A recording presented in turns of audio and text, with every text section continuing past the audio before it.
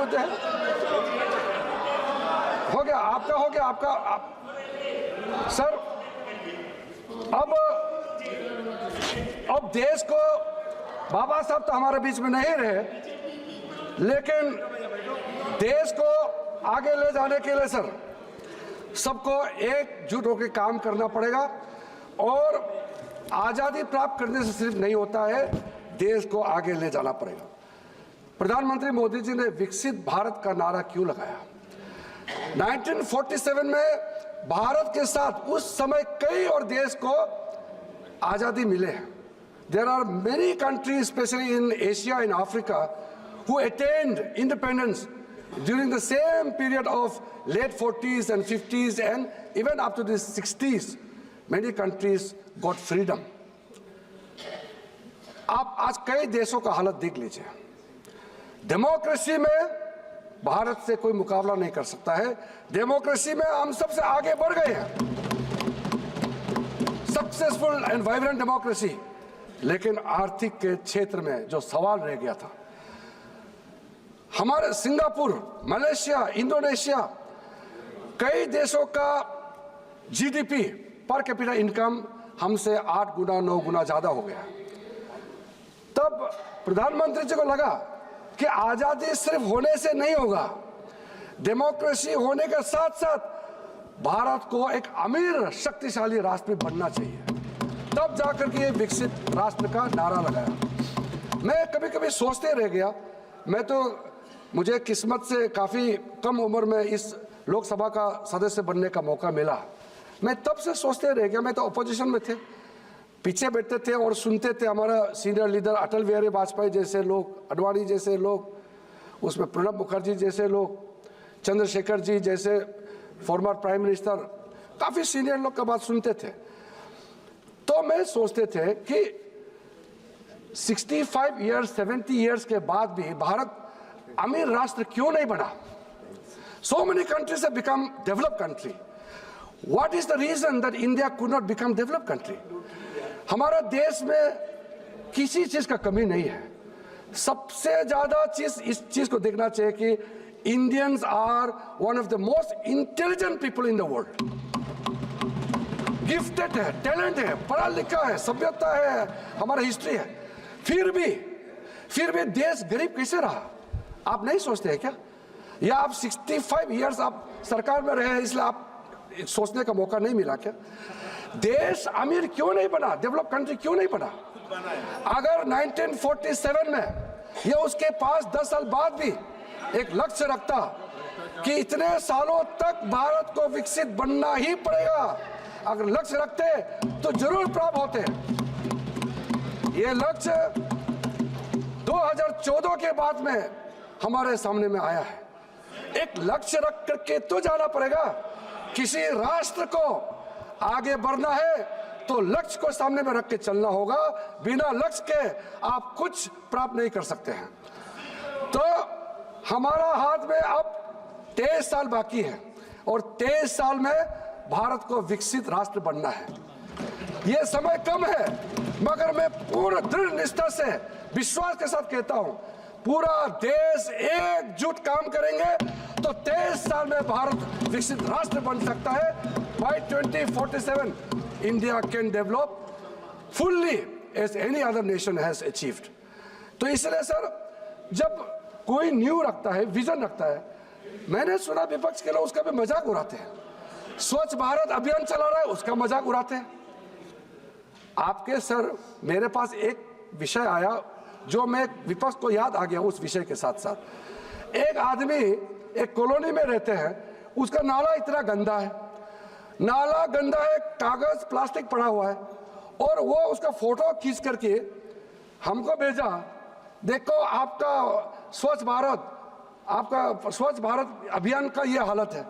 तो मैंने पूछा, मोदी जी ने रेड फोर्ट से, लाल किला के प्राचीर से कहा कि भारत को स्वच्छ रखना चाहिए, तो आपके नाला के सामने में जो गंदा है वो मोदी जी आके साफ करना चाहिए कि आप खुद को साफ करना चाहिए? खुद का काम तो खुद करना चाहिए। प्रधानमंत्री जी ने आह्वान दिया है, मिलके करना होता है। प्रधानमंत्री जी अकेला देश को विकसित राष्ट्र नहीं बना सकते हैं। वो हमारे देश का नेता है, उन्होंने आह्वान किया है, विकसित राष्ट्र सबको मिलकर के काम करना होगा, तभी भारत विकसित राष्ट्र बनेगा। आप मेक इन इंडिया का मजाक उड़ाते हैं, कहीं भी अच्छा प्रोग्राम जब करते हैं आप मजाक उड़ाते हैं। मैं स्पोर्ट्स मिनिस्टर था, मैं fit India movement, prime minister ने कहा कि फिटनेस के लिए कुछ कीजिए, फिट इंडिया मूवमेंट का हमने मूवमेंट चलाया। एक भी हमारा opposition MP fit India movement में भाग लेने के लिए नहीं आया। क्या आप फिट नहीं रहना चाहते हैं क्या? आप अपना स्वास्थ्य के लिए चिंता नहीं है क्या? आप फिट रहोगे तो देश फिट होगा। फिट सबको रहना है। ऐसा जो कोई पॉलिटिकल चीज है ही नहीं, उसमें भी आप मजाक उड़ाते हैं। वैक्सीन का मजाक उड़ाते कई, मैं उदाहरण देने में, और अभी मैं समय बर्बाद नहीं करूंगा। मेरा एमपी बनने तक हमारा नॉर्थ ईस्ट में आसाम को छोड़ के पूरा हमारा बॉर्डर एरिया में मैक्सिमम बॉर्डर पॉइंट्स में गाड़ी से जाने का कोई सुविधा नहीं था, क्योंकि रास्ता नहीं बनाया था। मैं जब नॉर्थ ईस्ट के अलावा मैं जब गृह राज्य मंत्री बना, राजनाथ सिंह हमारा सीनियर गृह मंत्री थे, मैं हेलीकॉप्टर लेकर सीधा गया गुंजी में, क्योंकि गुंजी के बारे में मैंने बचपन से सुना था। क्योंकि गुंजी का एक डॉक्टर मिले मुझे जब मैं दिल्ली विश्वविद्यालय में पढ़ाई कर रहा था, तो उन्होंने कहा कि दोबारा आप लोग रास्ता नहीं बनाया इसलिए हेलीकॉप्टर से जाना पड़ा सर। तो उन्होंने कहा 35 साल पहले गुंजी छोड़ के देहरादून आए, देहरादून से दिल्ली आए, दोबारा वापस जाने का हिम्मत नहीं है, क्योंकि 18 दिन पैदल चलना पड़ता है बोला। तो मैंने उनको कहा कि मैं आपका गुंजी जाता हूं, मैं देखता हूं क्या है। तो हम गए, तो गुंजी के जो लोकल लोग हैं, बाकी तो प्लान हो गए, 2-4 लोग मुझे मिले और कहा कि देखिए गांव में बहुत कम लोग बच गए हैं, सब चले गए हैं, आप मोदी जी को बता दीजिए कि गुंजी के लोग सपना देखना छोड़ दिया है, कभी गाड़ी रास्ता बनेगा। तो मैंने कहा आप चिंता मत कीजिए, देश का प्रधानमंत्री मोदी जी बन गए हैं और आपके लिए रास्ता बहुत जल्द बन जाएंगे। और बाद में 4 साल के अंदर में गुंजी रास्ता बन गया और सारे लोग आराम से एक दिन में धारचूला होते हुए गुंजी पहुंच सकते हैं। आपको याद है, आपके पूर्व रक्षा मंत्री ने राज्यसभा में जो बयान दिया था, वो तो बहुत ऑनेस्ट बात कहा है। आपके मंत्री हैं, बहुत ऑनेस्टली बोला है, इसलिए मैं तारीफ करता हूं। काम किया नहीं किया, लेकिन बात तो सही बोला है, उसका तारीफ करता हूं। क्योंकि उन्होंने खुद कहा कि मैं देश का रक्षा मंत्री हूं और मुझे ये कहने में कोई संकोच नहीं है कि हमारा सरकार, मतलब कांग्रेस सरकार ने ऐसा पॉलिसी तय किया कि बॉर्डर एरिया में रास्ता नहीं बनाना चाहिए, और रास्ता बनेगा तो उसी रास्ते से चीन आ जाएंगे और हमारा जमीन ले जाएंगे। I will authenticate sir.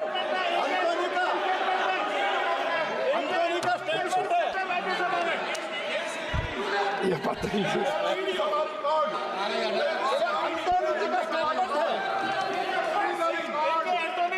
Rajya Sabha में स्टेटमेंट है,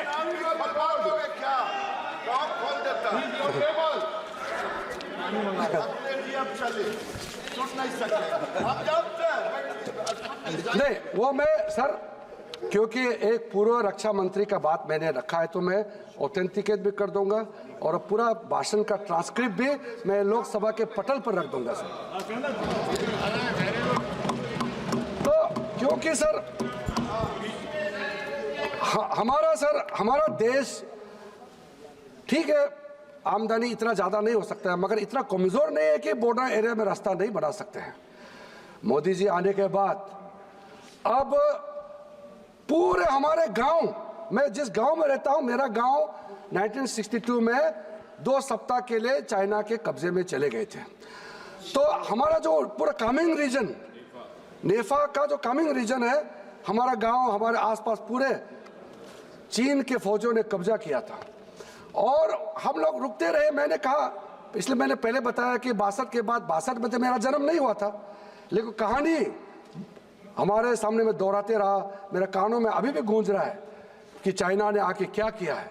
डराते थे। खाना खाने में बच्चा लेट करने से बोलते जल्दी जल्दी खाना खाओ नहीं तो चाइनीज लोग आ जाएंगे, ऐसे डराते थे। हम लोगों को मानसिक रूप से डरा के रखा हुआ था। लेकिन हमने जब बड़ा हुआ तो हमने सोचा कि कांग्रेस पार्टी हो या जो भी सरकार थी उस समय हमारे लिए रास्ता बनाते नहीं है, हमारे बारे में कोई सोचते नहीं है। और जिस दिन मैंने पॉलिटिकल पार्टी में ज्वाइन करने का निर्णय किया तो मेरा पहला निर्णय करने का कारण, जो मुख्य कारण है, वो ये है कि मैं एक ऐसा पॉलिटिकल पार्टी में ज्वाइन करूंगा जिसका सोच राष्ट्रवादी हो और देश का हर एक इंच को बचाने का ताकत रखता है, सोच रखता है। इसलिए मैंने भारतीय जनता पार्टी में ज्वाइन करने का निर्णय किया। अखिल भारतीय विद्यार्थी परिषद के साथ काम करके मैं आज बीजेपी का सदस्य होने का फख्र महसूस करता हूं। सर, आज जो जिस जगह में हम पैदा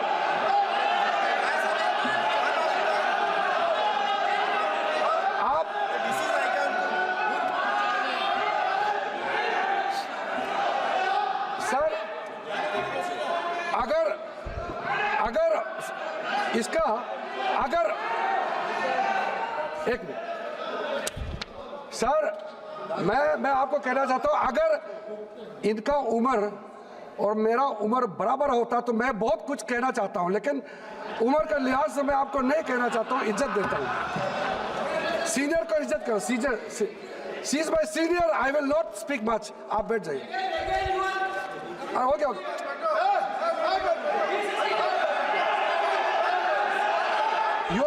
अरे छोड़ो यार सर,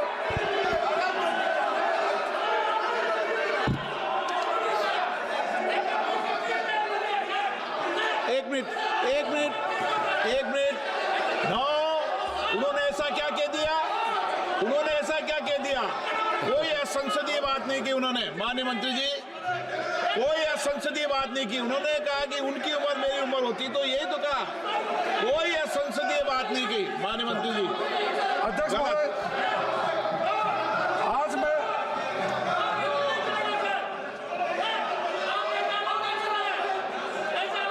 सर, मैं बहुत ही फख्र महसूस करता हूं।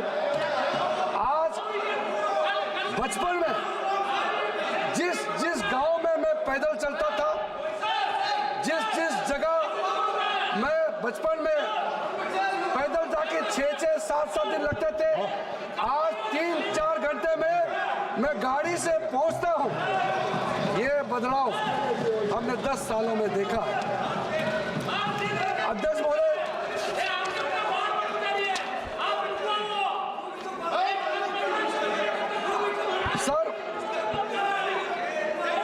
सर एक मिनट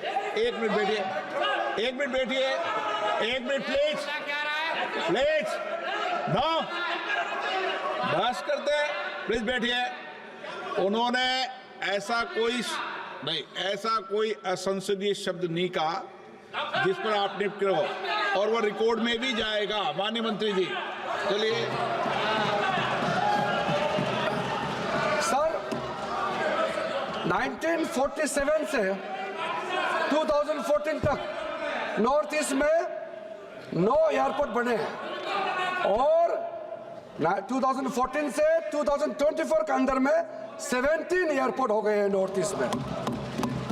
नेशनल हाईवे 2014 तक टोटल बने हैं 10,900 किलोमीटर और 2024 तक मोदी जी का 10 साल कार्यकाल में 16,207 किलोमीटर बने हैं। कई बड़े बड़े प्रोजेक्ट्स बने हैं, मैं गिनती करना नहीं चाहता हूं।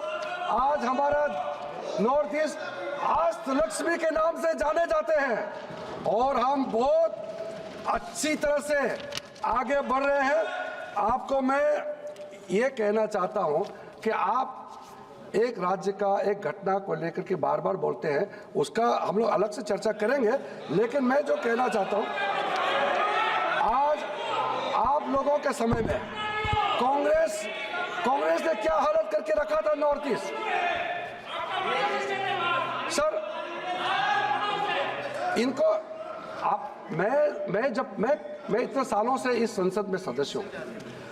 2014 तक, आपको मालूम है सर, आप भी ये सुन के अच्छा नहीं लगेगा, मुझे दुनिया तो में मालूम नहीं जितना भी, बता दो आप। दुनिया में जितना भी जो मिलिटेंट ऑर्गेनाइजेशंस है, ये मैं कहते हुए फक्र नहीं कर रहा हूं, दुनिया में जितना भी मिलिटेंट ऑर्गेनाइजेशन है उसकी संख्या सबसे ज्यादा हमारे नॉर्थ ईस्ट में थे 2014 तक। आपने ऐसा बना दिया था नॉर्थ ईस्ट को, एक स्टेट से दूसरा स्टेट जाने में। हाँ, मैं सारा ऑथेंटिकेट कर दूंगा। इतना ज्यादा संगठन बना के रखा था इन्होंने नॉर्थ ईस्ट को ध्यान ही नहीं दिया। इनके लिए तो नॉर्थ ईस्ट एग्जिस्ट ही नहीं करते हैं। ये कांग्रेस पार्टी आज बात कर रहे हैं, प्रधानमंत्री जितने बार नॉर्थ ईस्ट जाते हैं, उनके प्रधानमंत्री चलिए उनके मंत्री भी नहीं जाते थे नॉर्थ ईस्ट में इनके समय में, और आज यहाँ बैठ करके घरेलू आंसू बहाने का काम करते हैं। दिल्ली में मिलते भी नहीं थे सर, कल सर तो इन्होंने संविधान के बारे में तो कल ज्यादा जिक्र नहीं किया, मैं समझ सकता हूं। कांग्रेस पार्टी संविधान के बारे में ज्यादा जिक्र नहीं किया, उसका कारण है, लेकिन मैं थोड़ा बताना चाहता हूं उन्होंने क्यों जिक्र नहीं किया। कॉन्स्टिट्यूशन अमेंडमेंट 106 बार जो हुए हैं, मैं उसको बताना चाहता हूं। आप संविधान बदलने का जो बात करते हैं, संविधान बदलने का प्रक्रिया भी संवैधानिक है। कॉन्स्टिट्यूशन अमेंडमेंट तो होते आए हैं। कांग्रेस यूपीए के समय में टोटल कॉन्स्टिट्यूशन अमेंडमेंट आपने 75 टाइम्स किया है, और एनडीए बीजेपी के टाइम में भी हुए हैं, 25 टाइम्स हुए हैं। जनता दल के नेतृत्व में जब सरकार बने 7 बार हुए हैं, जनता पार्टी के समय में 2 बार हुए हैं। फर्क क्या है? फर्क जानना चाहिए। संवैधानिक बदलाव क्यों किया गया था? आपने संविधान को अमेंडमेंट किया,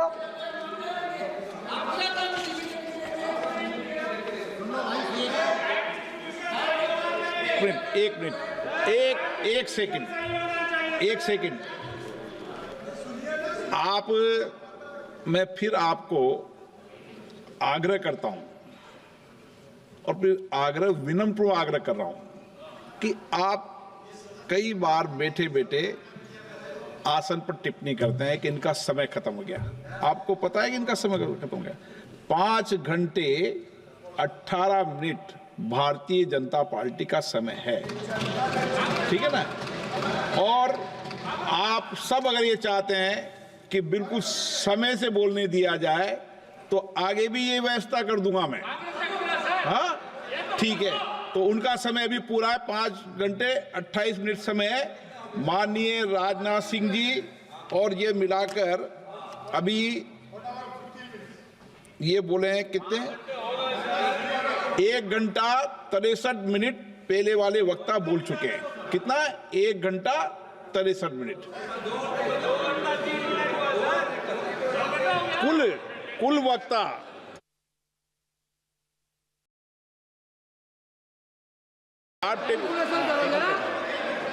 चलिए बोलिए आपका समय है। जब मेरा समय समाप्त होगा, अध्यक्ष जी मुझे बता देंगे तो मैं बैठ जाऊंगा। अध्यक्ष जी ने आपको भी टाइम दिया है, हमको भी टाइम दिया है।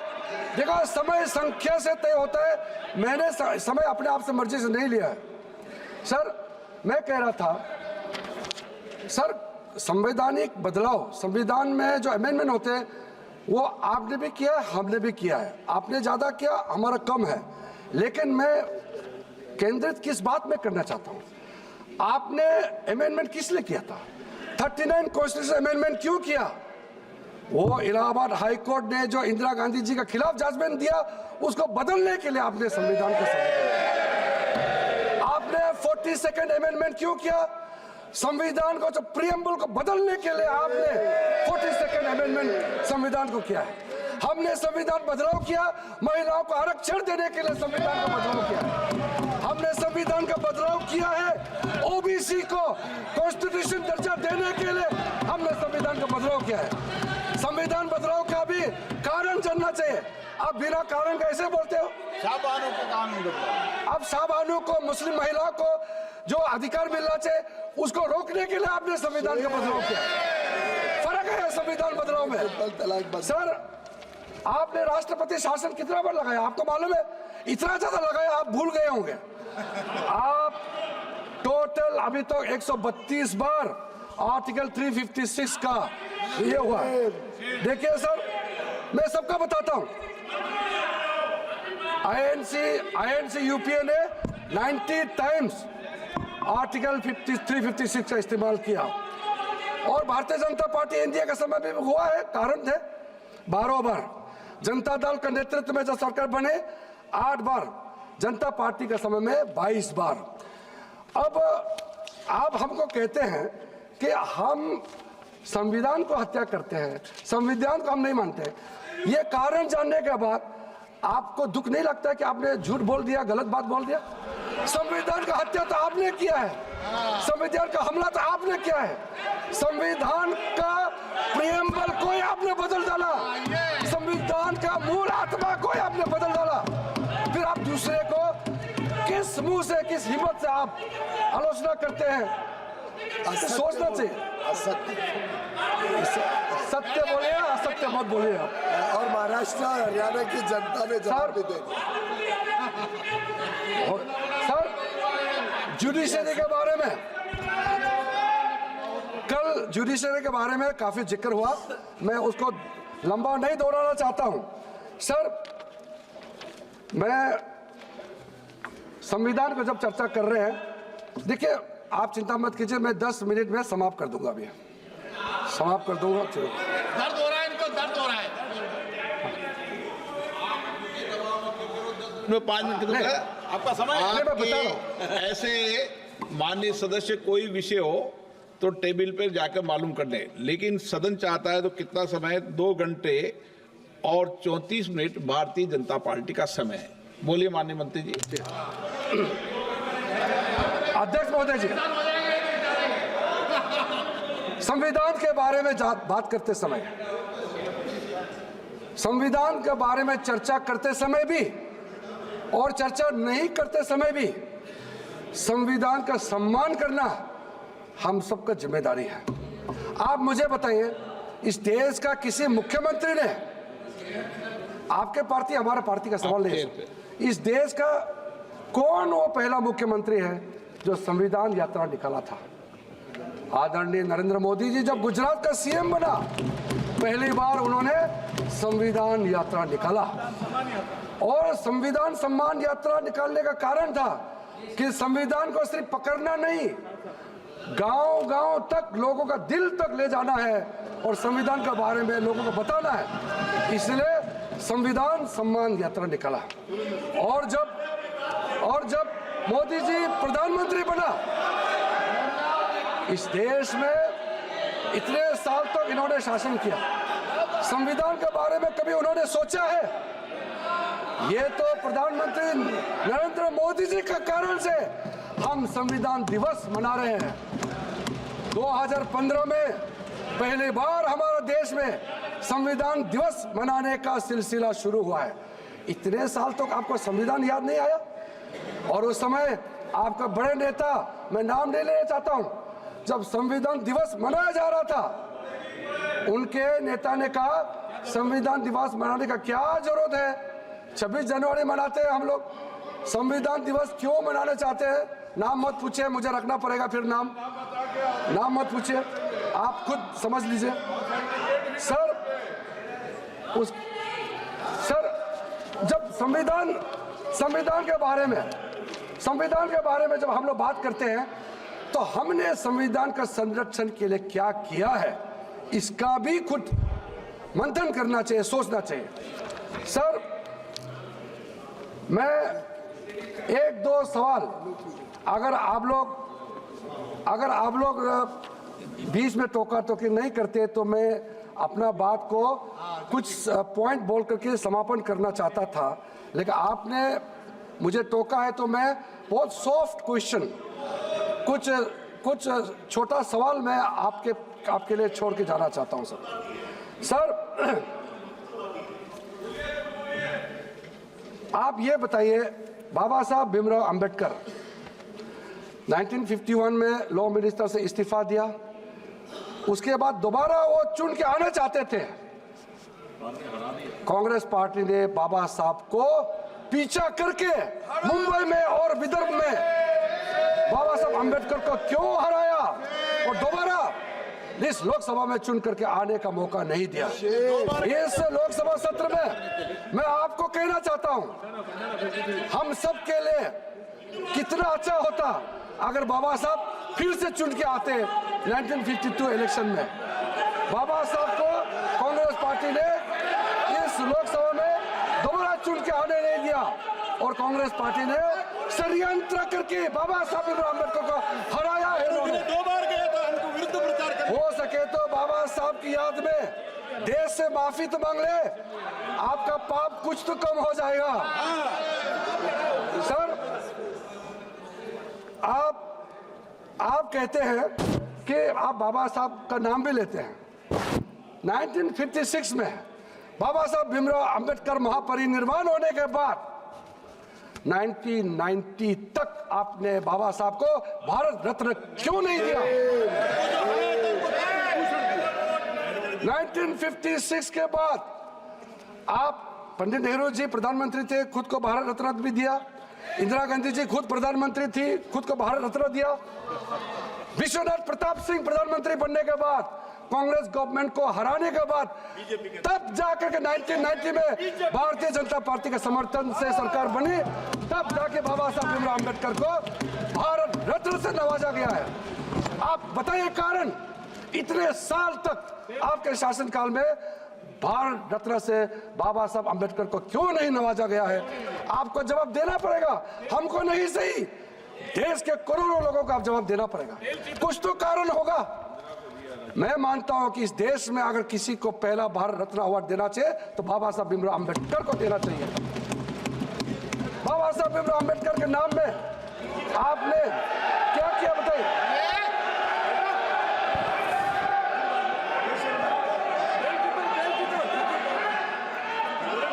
सर, प्रधानमंत्री मोदी जी ने जो काम किए, स्कीम चलाया, बाकी को मैं नहीं कहना चाहता हूं, बहुत लंबा हो जाएगा। लेकिन बाबा साहब भीमराव अंबेडकर के संबंध में मैं ये कहना चाहता हूं, प्रधानमंत्री मोदी जी ने तीर्थ स्थल, 5 तीर्थ स्थल का जो प्रमुखता दिया है, उसके बारे में मैं कहना चाहता हूं। सर, मऊ में जहां बाबा साहब भीमराव अंबेडकर का जन्म हुआ था, मध्य प्रदेश में, वो जन्मभूमि तीर्थ स्थल जो है बाबा साहब का जन्मभूमि के नाम से विकसित किया जा रहा, क्योंकि पहले से था, उसको और भव्य तरीके से आगे विकसित किया जा रहा। लंदन में जहां बाबा साहब भीमराव अंबेडकर, जहां वो वकालत पढ़ाई किया, जिस घर में रह करके, मैं जब गृह राज्य मंत्री था तब भी उस घर में गया, मैं जब खेल मंत्री था तब भी गया, मैं जब कानून मंत्री बने तब भी गया। उस घर को मोदी जी के नेतृत्व में महाराष्ट्र सरकार ने खरीद करके उस घर को बाबा साहब अंबेडकर के नाम में अंबेडकर मेमोरियल म्यूजियम बना करके बाबा साहब का सम्मान देने का काम किया है। उसको हमने शिक्षा भूमि का नाम दे करके आज वहां पूजा करने जाते हैं। दुनिया के लोग बाबा साहब को सोच कर समझने के लिए दीक्षा भूमि और शिक्षा भूमि में जाते हैं। और सर, जिस स्थान में बाबा साहब का परिनिर्वाण हुए थे, उस घर को बाबा साहब का परिनिर्वाण भूमि के नाम से विकसित किया जा रहा है। इस देश में दिल्ली के अंदर में बाबा साहब अंबेडकर इंटरनेशनल मेमोरियल जो बड़ा हॉल सेंटर बना है, आप जाके देखिए किस भव्य से वो स्थल का विकसित किया गया है। मैं अभी पिछले महीने मैं मुंबई गया, मुंबई जाकर के चैत्य भूमि में गया और चैत्य भूमि के सारे भिक्षुओं से मैंने मिला। आप लोग बीच बीच में बोलने से कोई फायदा नहीं, मेरा बात रिकॉर्ड में जा ही रहा है, सब सुन रहे हैं। सर, मैं चैत्य भूमि में जाकर के बता के आया, मैं माइनॉरिटी अफेयर्स का मंत्री हूं, अल्पसंख्यक मंत्रालय का भी मैं जिम्मेदारी हूं, मैं एक बौद्ध भी हूं।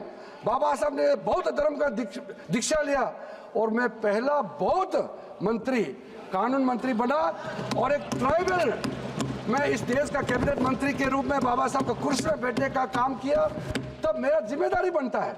मैंने चैत्य भूमि में जो मैनेजमेंट के साथ बात करके कहा है कि बाबा साहब के चैत्य भूमि है, इसका विकसित बाबा साहब के सम्मान में उस स्टैंडर्ड से होना चाहिए। और हमने उनको कह गया मोदी जी के नेतृत्व में आपको जो भी मदद चाहिए हम लोग प्रदान करेंगे। सर, आपको भी अच्छा लगेगा, दिल से लगे ना लगे, लेकिन कम से कम बोल दीजिए, आपको भी अच्छा लगेगा। हमको तो अच्छा लगेगा है। इंदू मिल मुंबई में 430 फीट ऊंचाई का अंबेडकर स्टेचू जो बनने जा रहा है, वो अब तक बन गए होते, लेकिन उसका लंबाई को और बढ़ाने के लिए परिवारजनों ने रिक्वेस्ट किया है, तो इसलिए उसका ऊंचाई बढ़ाने में थोड़ा सा समय लग गया।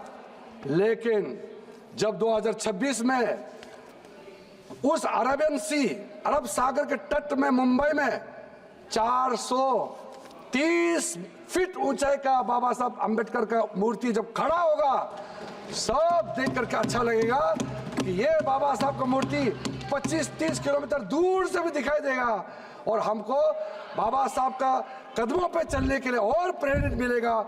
ऐसा भव्य वहां पे मूर्ति बनाया जा रहा है। सर, इसी बाबा साहब के नाम से मैं, अब बाबा साहब का नाम बोलने से भी आपको आपत्ति है?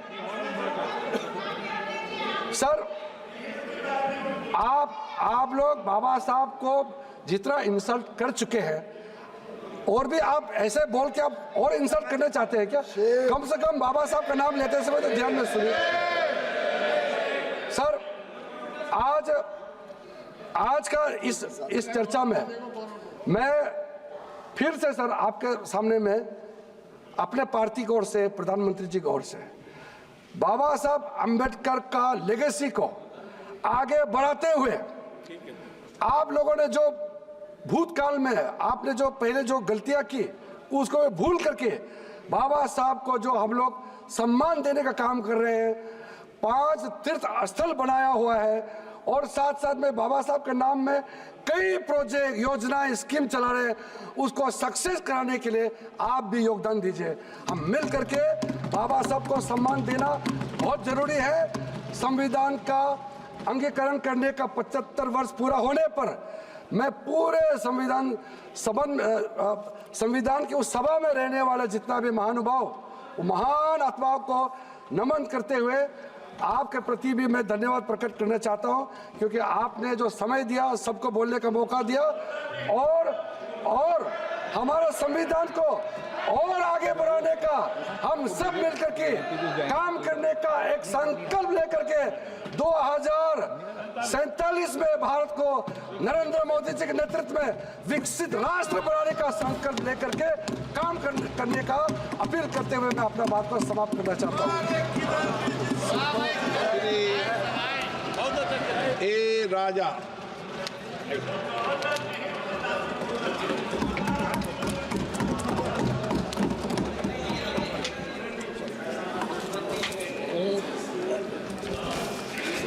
Sir, thank you, Chairman sir, for giving me this opportunity